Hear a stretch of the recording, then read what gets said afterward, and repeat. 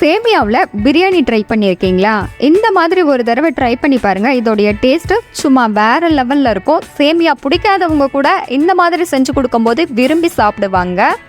இதை நான் சோயாவை யூஸ் பண்ணி செஞ்சுருக்கேன். இதுக்கு பதிலாக பன்னீர், மஷ்ரூம், வெஜிடபிள்ஸ், சிக்கன் இதை யூஸ் பண்ணியும் செஞ்சுக்கலாம். இந்த சூப்பரான சேமியா பிரியாணியை எப்படி செய்கிறதுன்னு பார்க்கலாம். இது செய்கிறதுக்காக ஒரு கடாயில் ஆயிலை சேர்த்துட்டு பிரியாணி செலவுகளை சேர்த்துக்கலாம். இது கூடவே மீடியம் சைஸில் 2 பெரிய வெங்காயத்தை நீள்வாக்கில் கட் பண்ணி சேர்த்துட்டு நல்லா வதக்கிக்கலாம். இப்போ இதில் 1 டீஸ்பூன் அளவுக்கு இஞ்சி பூண்டு விழுது, 1 பச்சை மிளகாவை கட் பண்ணி சேர்த்துட்டு வதக்கிக்கலாம். இது கூடவே 2 பழுத்த தக்காளியை கட் பண்ணி சேர்த்துட்டு வதக்கிக்கலாம். தக்காளி ஓரளவு வதங்கின உடனே கொத்தமல்லி, புதினா இலைகளை சேர்த்துட்டு மிக்ஸ் பண்ணிக்கலாம்.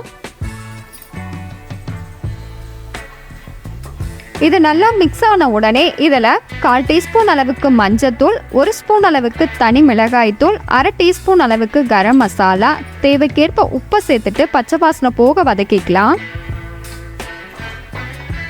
மசாலாக்கள் நல்லா வதங்கின உடனே சுடுதண்ணியில் ஊற வச்ச சோயாவை தண்ணியெல்லாம் பிழிஞ்சிட்டு சின்ன சின்ன துண்டுகளாக கட் பண்ணி இது கூட சேர்த்துட்டு நல்லா வதக்கிக்கலாம். இது நல்லா மசாலாக்களோட மிக்ஸ் ஆன உடனே மூடி போட்டு மூடி ஒரு 2 நிமிஷம் அளவுக்கு வேக வச்சுக்கலாம்.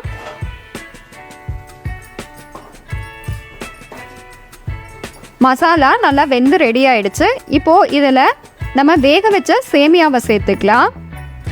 நான் 180 கிராம் அளவுக்கு சேமியாவை கொதிக்கிற தண்ணியில் ஆயிலை சேர்த்துட்டு 1 நிமிஷம் அளவுக்கு வேக வச்சு தண்ணியெல்லாம் வடித்து எடுத்து வச்சுருக்கேன்.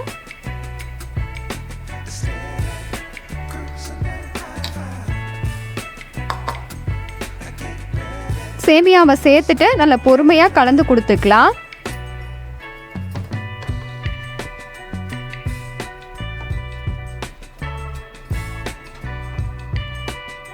நல்லா இந்த அளவு மிக்ஸ் ஆன உடனே இதில் கொஞ்சமாக கொத்தமல்லி, புதினா இலைகளை சேர்த்துட்டு 1 ஸ்பூன் அளவுக்கு நெய்யை சேர்த்துட்டு மூடி போட்டு மூடி ஸ்டவ்வை ஆஃப் பண்ணிவிட்டு ஒரு 5 நிமிஷம் அளவுக்கு அப்படியே விட்டுடலாம்.